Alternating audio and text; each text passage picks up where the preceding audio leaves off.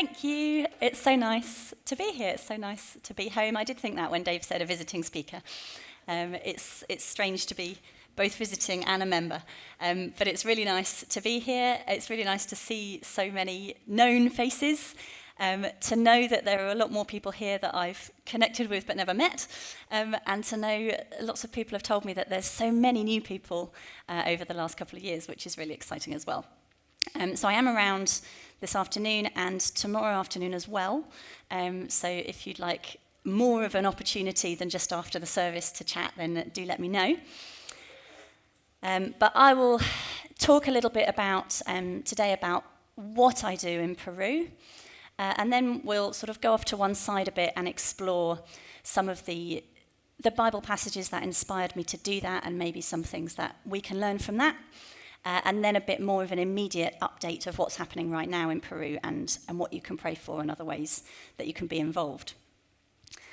But first of all, I'd like to give a greeting from the church in Abancay. The church in Abancay sends its greetings, and it does that via a wave, so you could all wave back, please, including people on Zoom. That would be great. And if you feel a little bit silly and self-conscious doing that, welcome to my life, because that is how I feel a lot of the time, learning to do things and join in with things that are done just slightly differently to what I would naturally do or expect. So I work in Peru. We have a few slides showing lots of photos of what I do. I was going to show just a few slides, but yesterday a few people came around and saw lots of photos and said, oh, it really, really helps seeing lots of photos. So there are now a lot more photos for you to look at. So here's me and the city behind me where I live.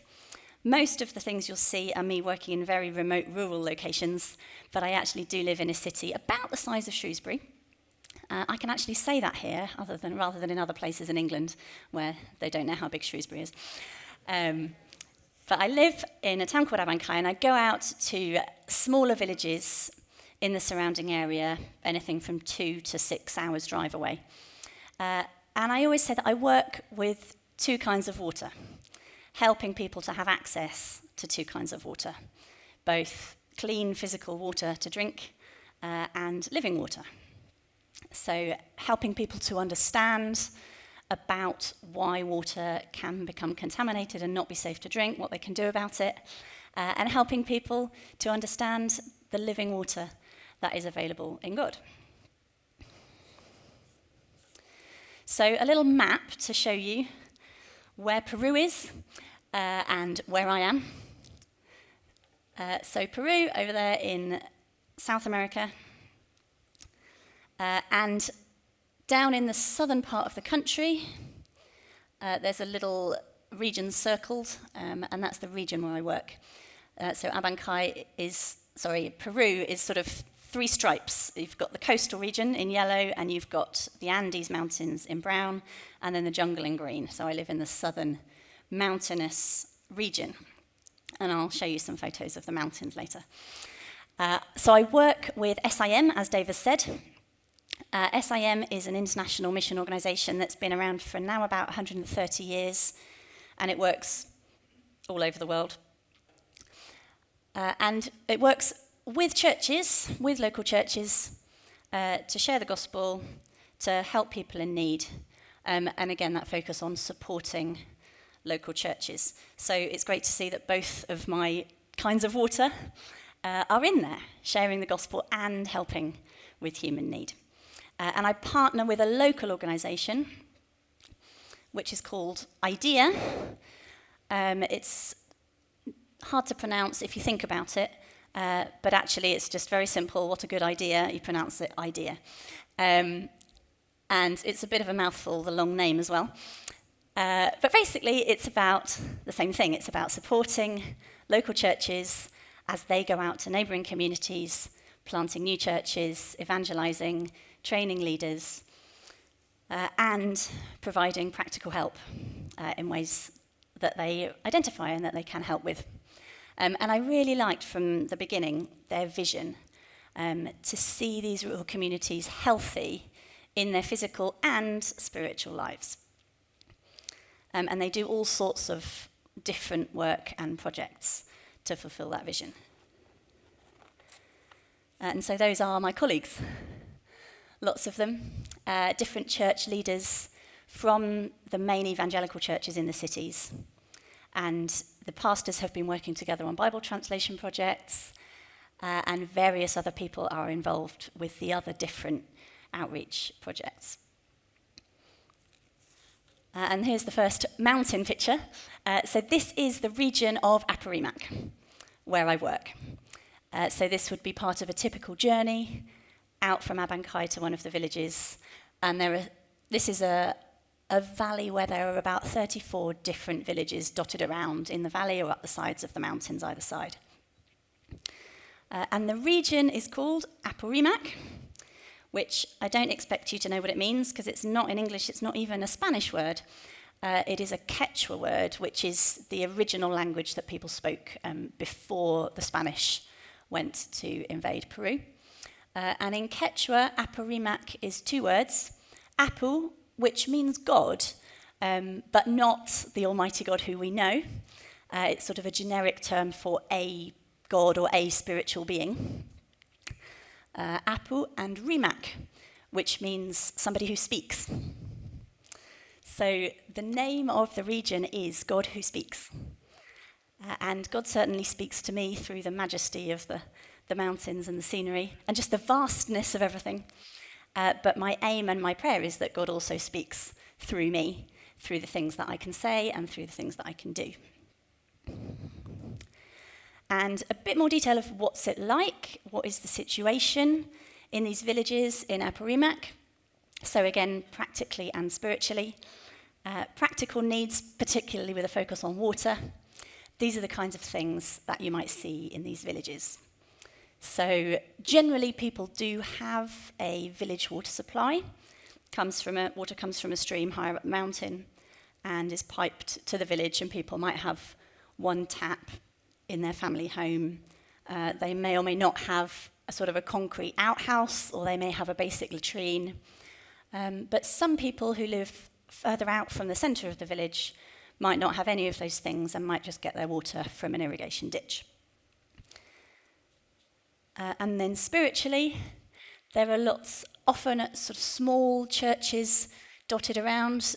I say small, and this is probably actually 10 churches that have got together. Many people don't read. It's not a culture of the written word. It's a very oral culture. Things are taught by stories and repetition, and the same things taught down from generation to generation. So that's partly why there's this Bible translation project. The Bible didn't exist in this regional dialect. It does now, and the New Testament's been around since I've been around, and the whole Bible is about to be published. But then once you've got the Bible, people aren't necessarily used to studying written information. Still ties in very well with Martin's project. He's nodding there at me. So helping people to use the Bible, helping people to read, helping people to teach. And these rural churches are often very remote, quite cut off.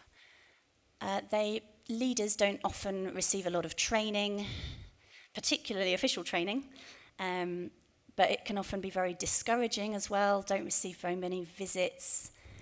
So a lot of the work is visiting these small churches to encourage, to teach, to help the leaders, to help form a community.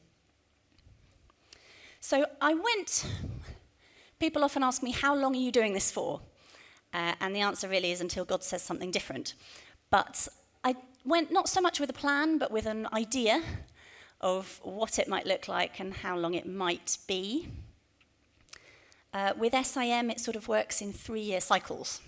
So as Dave was saying, I go for 3 years, and then I come back for about 6 months and visit you and family and other churches and review things and decide whether it's good to continue, with the assumption that probably yes. And so I imagined that it might be sort of 3-year chunks. Maybe one to figure out what was needed and how I could be involved, what my project should actually look like. Another chunk to, get that up and running and established. And another chunk maybe to hand that over and leave it with other people who could continue. Just a sort of a guess, maybe. But that is sort of how it has been panning out. So I spent my first few years just accompanying the workers from AIDIA to different villages, getting involved with the work, but not heavily invested in one area or one specific project, and meeting people from the local government and other NGOs to see what other people were doing about water, looking particularly what the situation was, and then starting to develop some teaching materials, starting to work with some specific villages on some training programs to see what was helpful. And so there's a few pictures of that. This is the first 3 years, really. This is working with the local government, training with all sorts of things around water. This was the water cycle, training district government workers, who then have responsibility for a number of small villages. And then not just training them, but also sometimes going out with them to do repairs and cleaning and maintenance for the existing water systems, as well as teaching, sometimes in schools, sometimes in village meetings, all sorts of different topics. This is how diseases are transmitted through water. And one of the big things, because as I said, it's an oral culture and a very visual culture, one of the challenges has always been, how do you visually explain something that can't be seen?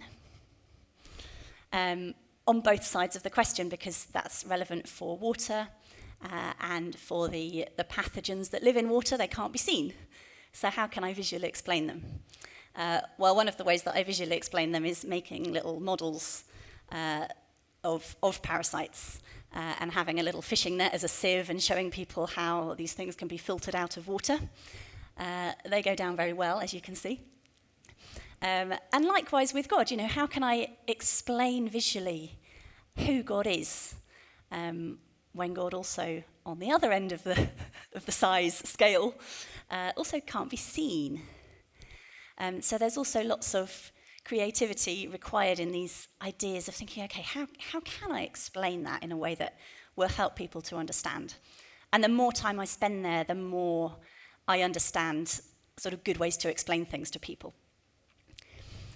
And then also for the last few years, I have worked a lot to promote simple water filters. These are particularly good because they're small and portable, and they don't require replacement parts, which lots of water filters do. They can just be cleaned and used over and over again for at least 10 years. So those are the sort of elements of my work probably up until the pandemic, really. And then after that, I will talk a bit more about the pandemic, but after that, a couple of things have changed. So I am sort of in that third stage now of trying to build up a team, trying to pass on some knowledge, train that team, partly to expand the work and be able to reach more villages, but also potentially to be able to hand on some of that work. And I've also taken on a role within SIM for the Peruvian team, as Joyce was praying for, thank you, Joyce, of personnel coordinator. So for that, I'm responsible not for people's work and directing them, but just checking on people's well-being, that people are okay. There is quite a lot of burnout in general in the missionary work. So yeah, trying to make sure people are okay and looked after, and that the team is functioning as a team and looking after one another. And also communicating with inquirers, people who might come and join the team and helping those who are coming to prepare and to arrive and to settle in and have what they need. So part of my time is now spent doing personnel. And so having this new team of Peruvian workers it's come at a good time to free me up to do some personnel work, but it also has its challenges as I'm getting started on that. But I wanted to leave what I do for a minute and think together about why, not just why I work in Peru, but also why we do the things we do for God. Why do we serve him in the ways that we serve him? And so for me, the desire to do this work, it started when I was quite young. And it started with the practical serving side. I remember when I was probably about 7, there was a Christian Aid appeal video about famine in Ethiopia, and I just thought, when I grow up, I want to do something about that. And that simple desire didn't go away, but of course it grew and developed as I grew and developed and as my faith grew and developed. And one passage that really struck me and has remained really important is in Matthew 25. So I'm going to read that now, Matthew 25, 31 to 40, or if you want the full passage, up to 46. And it's about the sheep and the goats. It says, "When the Son of Man comes in his glory, and all the angels with him, he will sit on his glorious throne. All the nations will be gathered before him, and he will separate the people one from another, as a shepherd separates the sheep from the goats. He will put the sheep on his right, and the goats on his left. Then the king will say to those on his right, 'Come, you who are blessed by my Father. Take your inheritance, the kingdom prepared for you since the creation of the world. For I was hungry, and you gave me something to eat. I was thirsty, and you gave me something to drink. I was a stranger, and you invited me in. I needed clothes, and you clothed me. I was sick, and you looked after me. I was in prison, and you came to visit me.' Then the righteous will answer him, 'Lord, when did we see you hungry and feed you, or thirsty and give you something to drink? When did we see you a stranger and invite you in, or needing clothes and clothe you? When did we see you sick or in prison and go to visit you?' The king will reply, 'Truly I tell you, whatever you did for one of the least of these brothers and sisters of mine, you did for me.'"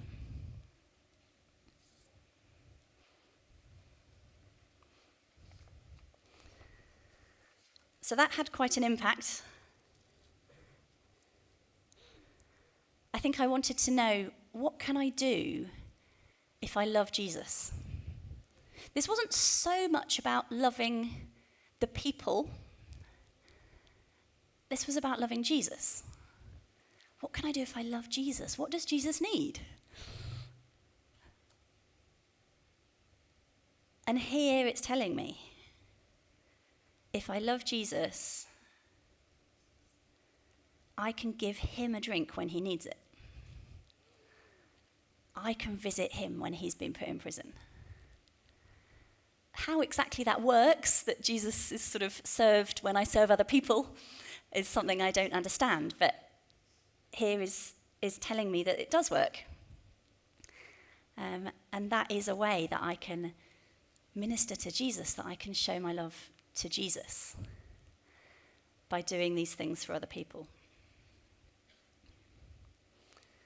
And then on through studies and university, when I was studying engineering, and I started doing some short-term overseas projects and worked in water and became aware of just how important a water supply is for people, but also became aware of what it's like for these very remote small village churches. I then added another Bible passage to my sort of inspirational list, and that is John 4 to 14, when Jesus meets the Samaritan woman. And it says, "Now he had to go through Samaria. So he came to a town in Samaria called Sychar, near the plot of ground Jacob had given to his son Joseph. Jacob's well was there, and Jesus, tired as he was from the journey, sat down by the well. It was about noon. When a Samaritan woman came to draw water, Jesus said to her, "Will you give me a drink?" His disciples had gone into the town to buy food. The Samaritan woman said to him, "You are a Jew, and I'm a Samaritan woman. How can you ask me for a drink?" For Jews do not associate with Samaritans. Jesus answered her, "If you knew the gift of God and who it is that asks you for a drink, you would have asked him, and he would have given you living water." "Sir," the woman said, "you have nothing to draw with, and the well is deep. Where can you get this living water? Are you greater than our father Jacob, who gave us the well and drank from it himself, as did also his sons and his livestock?" Jesus answered, "Everyone who drinks this water will be thirsty again. But whoever drinks the water I give them will never thirst. Indeed, the water I give them will become in them a spring of water welling up to eternal life." The woman said to him, "Sir, give me this water, so that I won't get thirsty and have to keep coming here to draw water." And so that was part of a growing understanding that whatever I did for people physically, practically, it was good, but also it wasn't any good on a long-term basis for them. The woman had to keep going back to draw water until she could have the water that Jesus gave. So then this other side of teaching people about Jesus, helping people to meet Jesus, bringing people access to the living water, came right up there in the vision with helping people have access to clean water.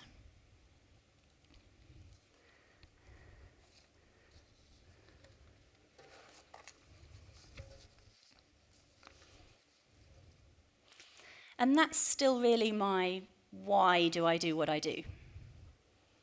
And it sort of crosses over between the two things. I love Jesus, so I help people in practical ways. I love people, and so I tell them about Jesus. So two inspirations and two different sides of what I do. I also do enjoy mountains. I also like water in many of its different forms and working with it, and I enjoy helping people to understand things more clearly. And all of that helps when the work is at times extremely difficult. There are lots of challenges. It's not joy and exhilaration all the time. Exhilaration probably has both positive and negative connotations, I don't know. But there are lots and lots of very challenging things going to these places that are often a very long way away, long drives followed by being asked to teach without necessarily being prepared, not knowing when or what you're going to eat, not knowing when or where you're going to sleep. But all of those things, my natural enjoyment of elements of it, and that inspiration to serve Jesus and to serve people really helps when it gets very difficult. But I wanted to look a bit more at a couple of other things from these passages, because out of those 6 things that Jesus lists, he talks about water, food, clothing, hospitality, and visiting the sick and those in prison. Clearly, my main focus is giving people water. But what about the other things? I was giving a talk after about 2 years in a church in Abancay, and telling people, how did I get here? What do I do here? And again, I shared from Matthew 25 as my inspiration. And afterwards, a lady came up to me and said, "Oh, one of those things was visiting people in prison. I'm here because my son's in prison. Would you come and visit him with me?" And I thought, well, that's not what I do. I do the water. But I caught myself thinking that and thought, of course, I can't just pick one of those 6 and say I don't do the rest. So I went with this lady to to visit her son in prison. And then in the pandemic, we weren't allowed to travel. We were also in a very strict lockdown, and after a while, we were allowed out and about just in the city. I had to ask the question, at the moment, I can't reach these people to help them with water. Okay, God, how do you want me to serve you during this time?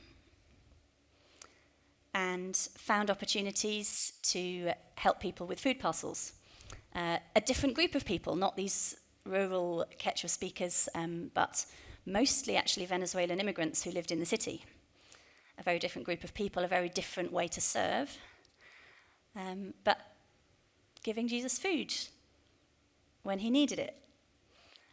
I've also been challenged in Abancay that I find it very difficult to visit people in hospital. I feel like some people are very good at it. I feel like I'm not good at it. I don't know what to say. That's probably my main problem. But again, that's here. That's a way to love Jesus. And so I've been trying to do that. When I know somebody is in hospital, trying to say, yes, I'd like to go and visit.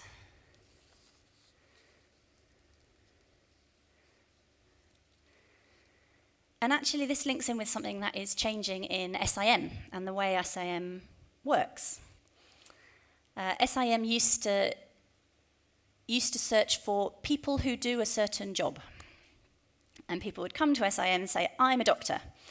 I want to set up a clinic for this speciality in this place. Okay, great, off you go and do that.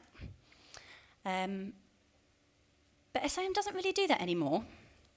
It focuses on locations and groups of people, unreached people groups specifically. And people say, okay, I would like to go and serve with this team serving this group.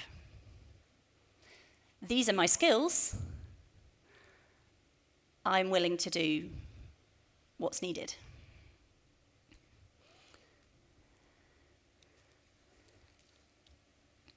And perhaps there's the need for us to think a bit more like that as well. At the moment, I'm being challenged on the hospitality front. I love having people around, but I love knowing who's coming, when they're coming, what they're coming for, and when they're going. But hospitality in Peru doesn't work like that. People turn up with no notice, or people turn up and bring their sister and nephew, or people turn up and stay for lunch without having told you they were staying for lunch, or people turn up in the middle of the night. And being willing to serve Jesus in that way, which wasn't what I'd prepared myself for.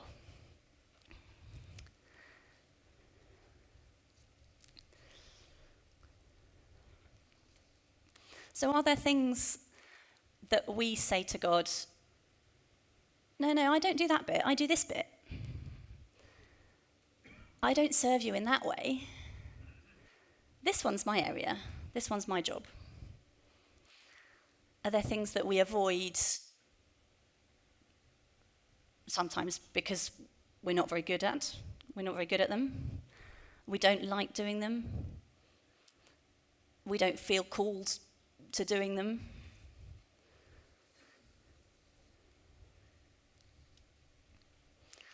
But this list in Matthew 25, that's not a pick one.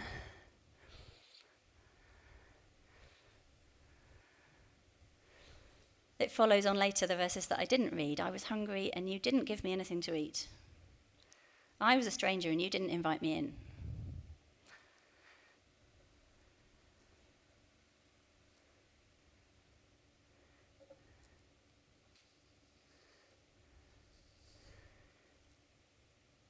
God often does align the job he has for us with the strengths he's given us and even the desires he's given us, the things we like doing and are good at doing.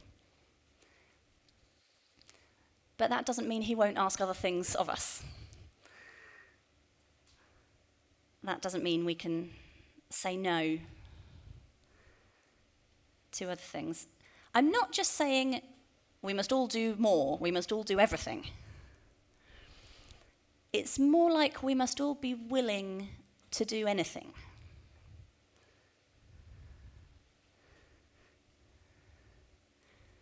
Don't all suddenly dive into children's work when you already serve in other ways just because it's something you don't feel you're very good at. But if once somebody says to you, oh, please could you help out today with this? Don't just say, oh no, I don't work with children.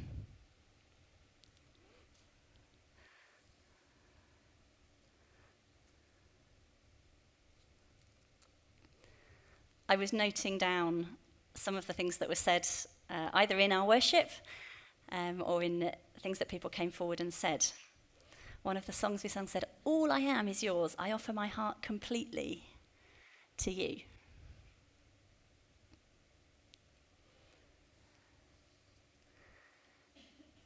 And when Phil came up and prayed, he said, what does it look like to be an ambassador of Christ? God, do what you have for me. This could be a learning opportunity for me. I want to be more like you in every circumstance.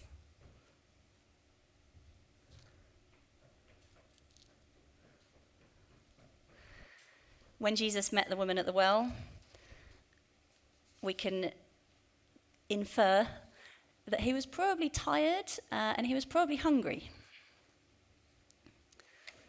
It says that he was tired. Jesus, tired as he was from the journey, sat down by the well, and it was about noon, and his disciples had gone to buy food. This happens quite often to me, being asked to pray for somebody or visit somebody or teach something when I'm definitely tired and definitely hungry. But we want to be more like God in every circumstance. We don't want to miss an opportunity to show our love to Jesus, who is in need, just because it's a job that we didn't think of ourselves as doing.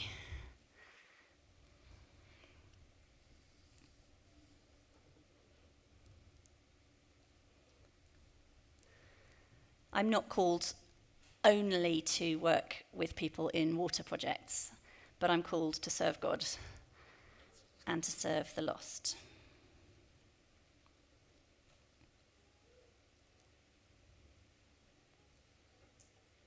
I'm going to go back now to a few more photos, a bit more of an immediate update of what's happening, what's waiting for me when I go back to Peru in 2 weeks.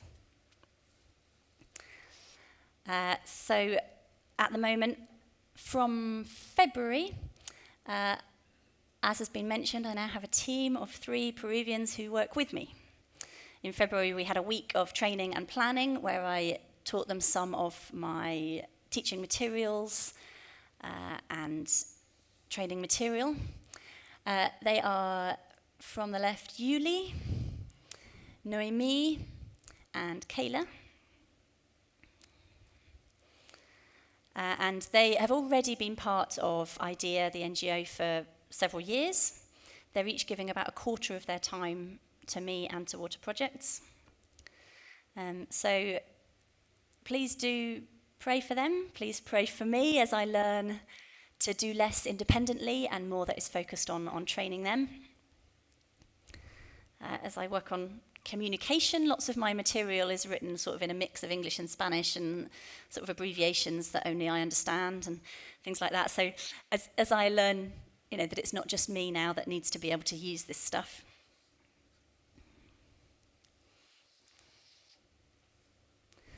You can also pray for me in my job as personnel. I've been doing it for 2 years now, but it still is quite new. Part of it I really enjoy is going around and visiting different locations and getting to know the team members, getting to know the different projects that they do. And as I said, trying to make sure people are doing okay. And as it says, dealing with crises. So far, there haven't been very many crises. There have been a few minor ones, And you can pray that, again, God gives me wisdom and compassion and availability when I'm doing this as part of my job. But yes, travelling around certainly gives me fun opportunities to see more of the country and more different things. We'll just gloss over that one for those of you who don't like snakes. And you can also pray for this group of teenagers. On the left is a girl called Betty. That photo is from 8 years ago when I first visited, when she was about 14. And she was a very keen and excited member of the church. And as she grew up and came to Abankai to study, she was still very committed and enthusiastic. And then she met a boy and went away to live with him near his work in the mines and left school and came back with a baby. And this is a very, very common story. On my first visit, people were telling me this is a problem that we have. We raise our children in the church, they go off to study, and they forget God. And I had a friend like this when I was at university. And it was great to be able to be part of her coming back to God. And ever since I went, I've thought, this is something else that I would like to be involved with where time and opportunity allows. And so I now, in this group of villages, I'm trying to work with the young teenage girls. One of them's Betty's younger sister, and another sort of 14, 15-year-olds, to try and help them to have their own relationship with God, to not only know sort of what they shouldn't do, but also have good tools and examples and knowledge of how God does want them to live.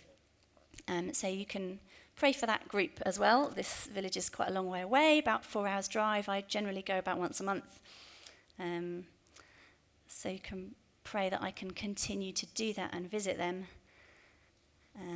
and also that they can grow and know God personally and really want to follow him.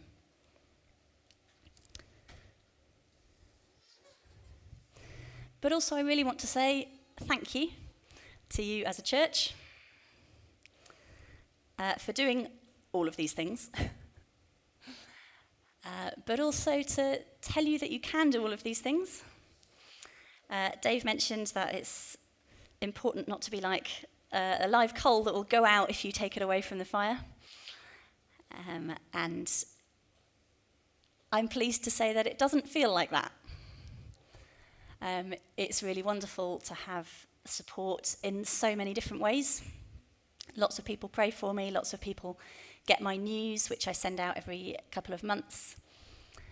Different people have given me advice about different things, encouraged me about different things.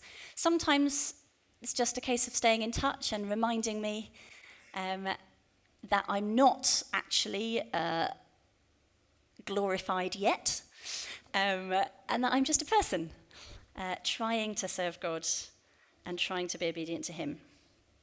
So these are various ways that you can be involved to support me. I haven't put my email address up there because people don't write things down anymore.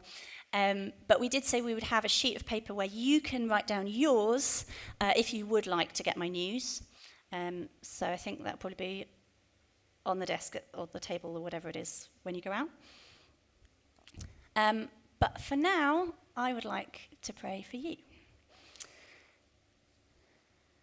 And thinking about these things of what God wants from us, how God challenges us,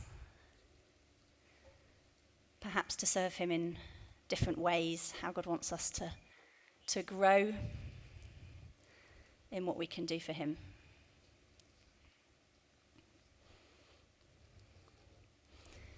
God, I thank you for your church. I thank you for your church here in Shrewsbury and for your church there in Abankai and in the region.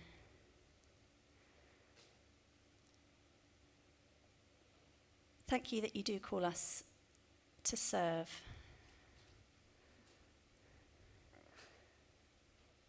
That you, the all-powerful God, have given us ways that we can help you.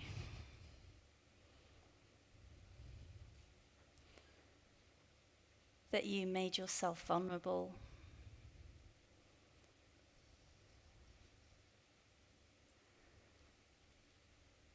That you've told us how we can supply your needs.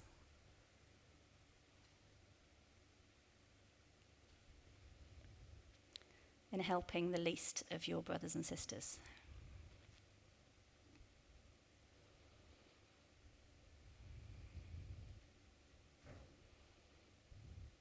Please, God, help us to be willing to serve you in different ways. Not just to use our strengths, but to use our weaknesses to serve you.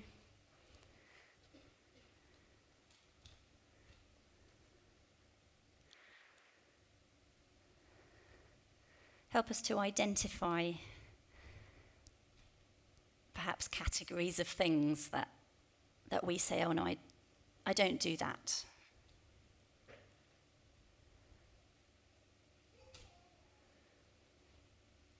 Please give us love for you and for your people. Please give us opportunities to grow, to become more like you.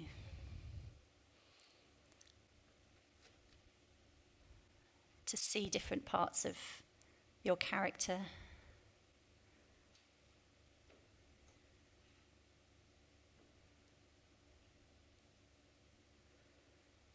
Help us to offer ourselves completely to you.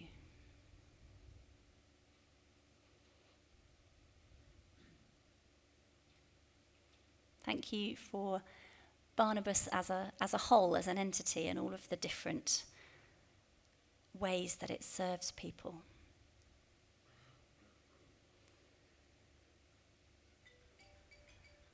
Helping with practical needs and helping with spiritual needs. Please show us as a church, as members, as the leadership, if there are ways that we're missing something.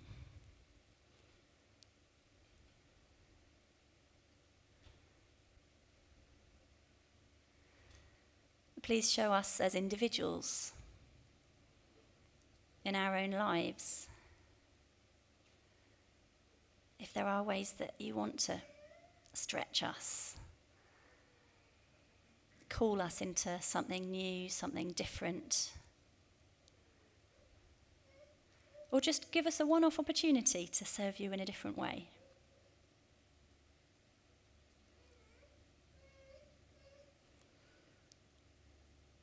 Please, God, help us to be available and willing servants of you, our loving God. Amen.